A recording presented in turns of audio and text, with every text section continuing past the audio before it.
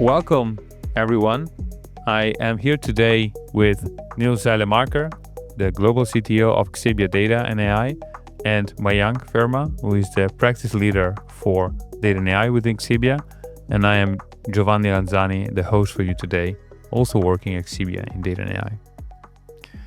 We are here today to discuss some of the results we uncover with the Data and AI monitor that we just launched. In this monitor, we interviewed more than 500 executives and practitioners about the challenges they face when scaling data solutions. And these 5 challenges, I'm going to read them in order, are improving data quality. More than 50% of the respondents said that that's an issue to scale their AI applications. Lack of a data-driven culture, 46%. Collecting and accessing data for AI applications, 31%. Budget constraints and limited know-how of the technology. And last, identifying clear use cases. So use cases that have a business value. So let's start with the first one. The first one says that the most common challenge across industries underlying the critical need for reliable, well-governed data foundation is improving data quality. So, Niels and Mayank, do you agree with this statement? Yeah, data quality is one of the major important factors when it comes to AI. If you look at 80% of business decisions is based on the structured data. So while you have a lot of structured data available, but whether it is a right data, properly governed data, that makes the AI more intelligent. More often than not, what we have observed that business users say that oh, I'm not getting the right answer by AI. It is not because that the AI cannot give you the answer. It is because we are not feeding the right quality of the data to AI. And hence, if you have a right data, proper, you have a right mechanism to have a data quality, I'm sure the adoption of AI will increase. Yeah. I think also data quality is a difficult one, right? So I think there's multiple data qualities in a way, right? It's technical data quality, but it's also, let's say, the actual quality of the data which is fed in, right? So, and I think a lot of companies are actually combining these two challenges in one, right? Having one team both responsible for more the technical data quality, making sure the data is replicated into your platform correctly, but also the actual, let's say, the data quality of the data inside. But they should not be one team, right? They should be separate teams because technical data quality is a very technical exercise. You need data engineers to solve that issue for you. But I think the organization should actually invest a lot in data quality, right? Yeah, garbage in is garbage out. So it starts at the source, at the application where data is being put into systems. And if the data is already wrong at that point in time, you will never be able to fix it with any technology whatsoever. And so it's interesting. So how can companies fix it? Because I see very often, as you said, the actual data quality, the responsibility lies within a function or within the business. And then you start and you take a look into it. And what happens is that people they have to fill in the fields, for example, in their CRM, and they just don't do it. Yeah. So how can companies solve or address this issue? So I think assigning data owners, so making people responsible for a particular data product or a data set, that helps already, right? But I think you can also with tooling show actually data quality, right? So although maybe you as a data engineer cannot know which data is right or wrong, right? You can make it visible with doing things like data profiling. So with the data profile, right, you can show it to the business and they can probably instantly already see some strange values, fields being empty, which should not be empty, fields being populated by the particular value, which should not be there, etc., right? So by making this data in a way visible, I think you can already, together with the business, start improving this data. No, nice. I also remember that a couple of years ago, we did an e-learning for a fast-moving consumer goods company, because they also recognized that there was a change management issue. And so what we did for the e-learning is that we recorded a video with employees of the company asking their colleagues to take care of to think about data quality when using their internal system, so that it was not a plea coming from somebody unknown or like with somebody with no face, but they were actually employees that they could recognize, and so they could empathize with this data quality plea. And one of the reasons also is to shift the mindset, because traditionally data has been seen as an asset of IT or the technology side. But unless it it it can be owned by the business also, this data quality will always remain an issue. And that is where, if you look at, most of the companies are adopting a data mesh kind of a architecture, where they say that the domain should own the data. The first level or first lever of the data should be owned by business, and then IT will bring the federated mechanism to do a technical data quality check and owns that. But unless there is a proper handshake between the business and with the IT team, I think this will remain one of the major concerns for the industries. And the best way is to co-own the data. Mm-hmm. Yeah, completely agree. Yeah. Okay, let's move to the next one, which is lack of a data-driven culture. So this is about leadership buy-in and also basically the mindset of making decisions based on data instead of a gut feeling and then looking for data that actually supports your decision. So this 46% of the organizations cited this as a main blocker for them. So do you agree with this statement? What do you see in the projects that you're involved on? Oh, absolutely. I think the data-driven decisions, right?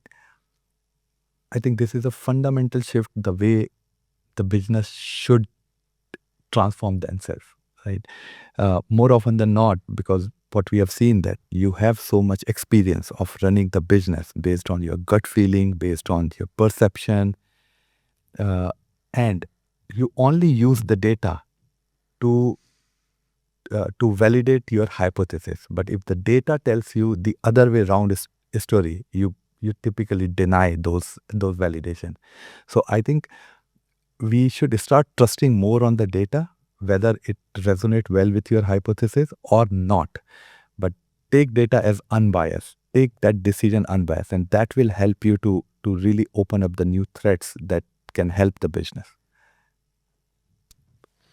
I think in a way it's also sort of like letting go of some of the gut feeling you have, right? Trusting more data. I think in this new era of agentic, right, it's going to be more and more prevalent that you have to sort of like let go and trust that these agents or that the data is telling you the correct or giving you the correct insights, and leaning a bit back and trying to trust the information you're being presented and make your decision based on that. So going forward, this will become a bigger and bigger issue because more and more automation and more, let's say, prescriptive actions are going to be presented to you, and you have to trust those insights in a way to make the most of them. And I'll give you one example. So we are working with one of the clients, and in last 10 years, there was a drive that everybody should create their BI dashboard, so that every meeting they can take some data-driven strategies. In the process, they have created more than 20,000 reports, and when we analyze that, out of those 20,000 reports, 93% of reports have been used only by once in 10 years. So even though there is a leadership push to have a data-driven strategies, I think it's a mindset. And as you said, Neil, letting go some gut-based decision and accept that the data story will require a real change. Okay, thanks a lot. Yeah. The third challenge is about collecting and accessing data, which I think is related to the previous one, because if you do not have access to the data, it's very hard to make decisions based on data. So 31% of the organization cited this as one of the main challenges. So Niels, maybe you want to go first, and do you agree? What's your take on this challenge? So I think collecting data, right, is one part of the challenge. Obviously, you need to build integrations. You need to have connections to these systems, making sure that the data is collected in maybe a central place. But it's also maintenance over the long run, right? So once you start building those integrations, they need to run for 1 year, 2 years, 5 years, maybe 10 years. And I think while designing a lot of these systems, people maybe tend to focus on the first part, right? Getting access to the data, making the data available someplace. But they're forgetting also quite a lot of times, that this thing needs to run for a number of years, and also it needs to be reliable. So just jumping into this challenge of collecting or ingesting data is, I think, a bit of a mistake. You should think about this and pay attention that this thing will run for multiple years, and that maintenance is probably going to take you much more time than actually building the integration itself. So what's a tip there to build low maintenance systems? Yeah, so you have to really consider what you're going to do yourself and what you're maybe going to outsource to a SaaS or to a vendor solution. Because that balance, you need to make sure that, I think a lot of engineers maybe initially, and also myself, right, early in my career, building stuff yourself is a really nice challenge, right? You can Fulfilling. It's you can learn a lot to then play with technology. You can build really great systems which are tailored to the organization. But like I said, in the end, if you build something very, very custom, you're going to maintain it also for the next 10 years. And are you still around, let's say, in the next 10 years, or is maybe somebody else going to take over? So I think making a conscious decision where you're going to maybe use a vendor-based solution, which is maybe less ideal than something custom, versus building it yourself. I think that's one of the first steps you should consider. Thanks. Yeah. There are two parts to it. Number one is Niels talked about that you need to have a data and the maintenance of that data. I would say that it should be a business-driven data collection, right? Because when you go to the business and say that, okay, we need to collect the data, you can collect n number of data, but whether all those data points are required. So there has to be some governance mechanism there where you can actually point out that what are the right data sources that we need to collect. That is super important because it will have a ripple effect on your cost, maintenance, and everything. So start with green and you will end up with the green. So that's number one. Number two, if you look at the trend of data and AI, now people are focusing more on the maintainability and operation side. And all the data and AI team, they now started having a data ops and the AI ops team with the clear guidance that how to manage and optimize the data, algorithm, and the infrastructure. So I agree that there we need to take some decisions whether we should go for a SaaS-based tool or we should maintain a lean team of data ops and AI ops. And their job is not to develop, but to maintain what has been already developed. Yeah, great. Thanks. Yeah. The fourth challenge that organizations are facing are budget constraints and also limited know-how about this new technology. Of course, if you just take a look at what we needed maybe 5 years ago to run advanced machine learning and AI models was basically simple.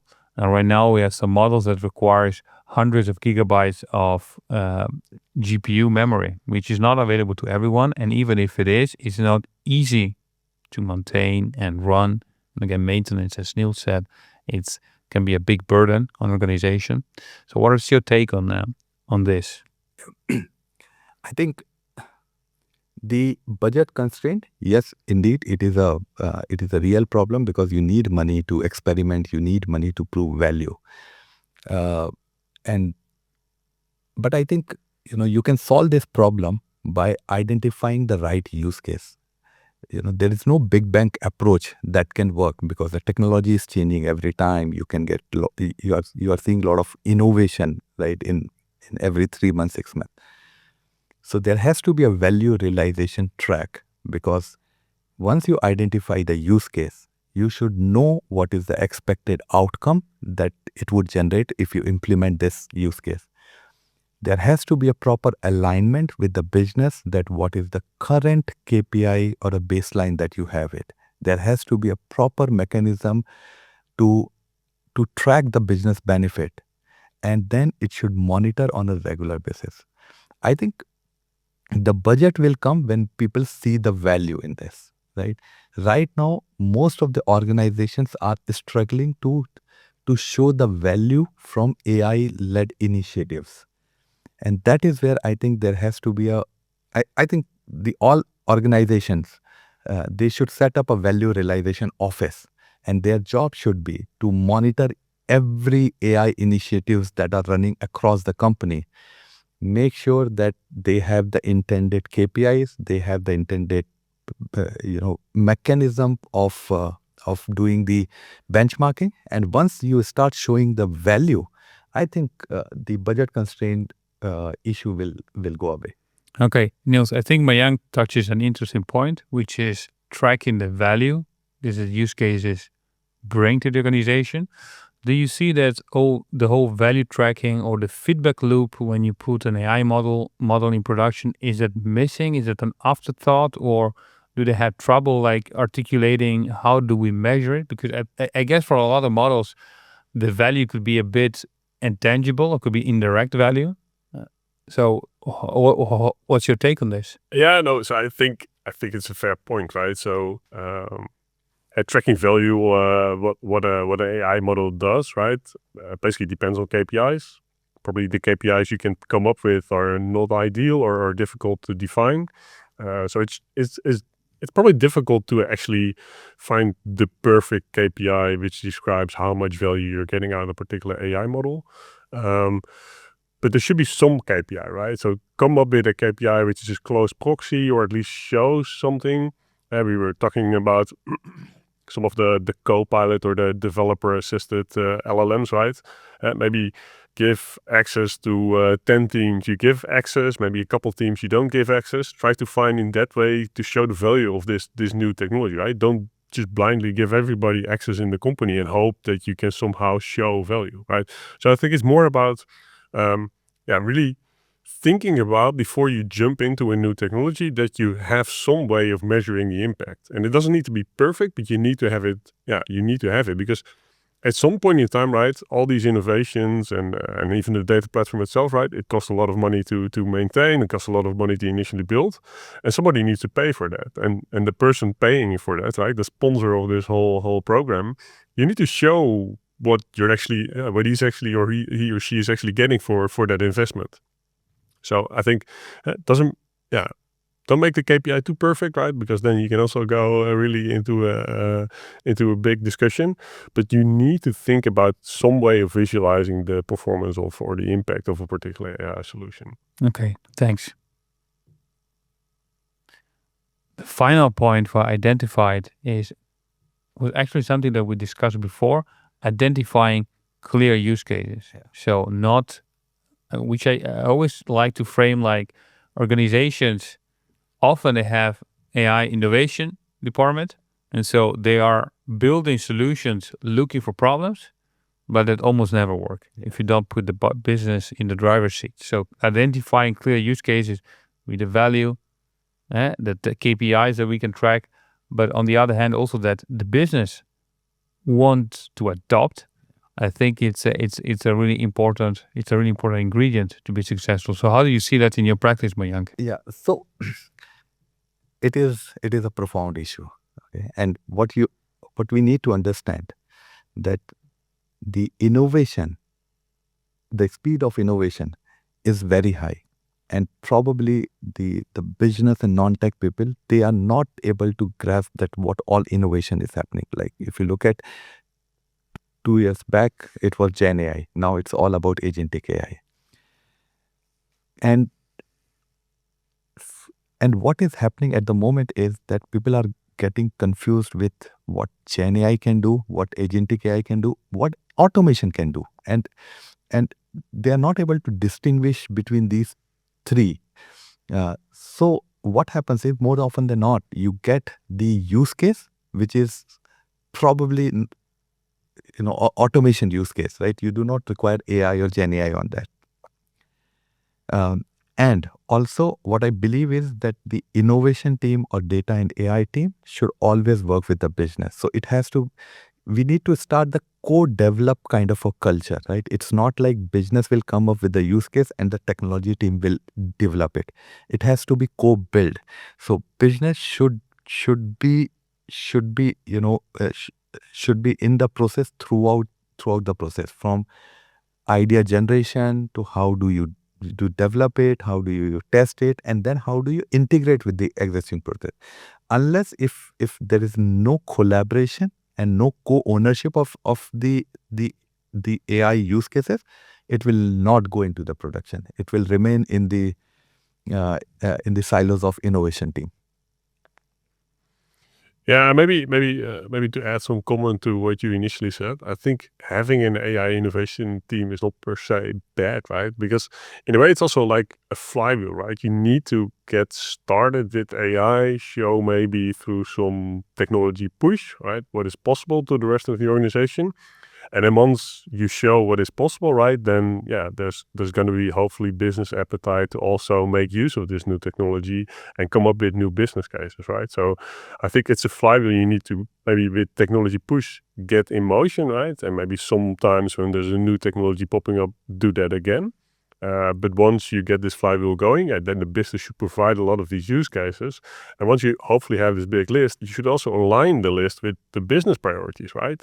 Should we still focus a lot on efficiency, or should we maybe focus on revenue building use cases? It depends a bit on where you are in your company or what challenges you currently have to focus also your use cases on those same priorities. Thanks a lot, Niels. So I think based on the discussion we had and all these 5 points, it seems to me that it all boils down to having a good data and AI strategy. Because if you have a strategy, you're thinking about budget, you're thinking about, do we have the right people to do so? You think about data quality, but also the data-driven culture, how do you address that and the change management around it. So do you see a lot of organizations that they start with sharpening the axe before felling the trees, or you see a lot of organizations that they want to get in before having a clear, well-defined strategy around data and AI? In the end, it's a bit of both, right? So we see sometimes that people or organizations have a pretty good strategy, right? Sometimes maybe people are a bit too enthusiastic and dive right in. I think it's good to think about a plan, right? Having a data strategy will clearly help you to sort of like identify where the pain points are within your organization, what you should focus on initially. But I think it's also, you have to correct while you're doing it, right? So maybe initially you thought your platform was going to take half a year to build and now you're already 1 year in. Is this going to impact your strategy? Should we maybe move some business cases around, et cetera, right? So having a strategy initially, I think, is a very good idea, but you should also correct and update the strategy as you sort of like move. As you go. As you go. I agree with you, Niels. It should go hand in hand. For me, because you cannot have a perfect data and AI strategy at the first place and then you go on development, because the world is changing very fast. So I always say that, just bucketed out your decisions. There are some decisions which should go. You should go as must right decision, and on those decisions, you should have proper strategy, because that will have a long-term impact on your overall data and AI platform. So you need to have a right strategy for that, and there are some decisions where you can change it at any point of time, right? For example, if you want to change, if you need to plug out any services, plug in any services, that's not going to change your design, of the overall architecture. So must have right decisions, should have a proper data and AI strategy, and some that you should learn over the period of time, and you should have the capability to change it over the time. Okay. Thanks a lot. It was great fun to do. Thanks a lot. Thanks for people watching.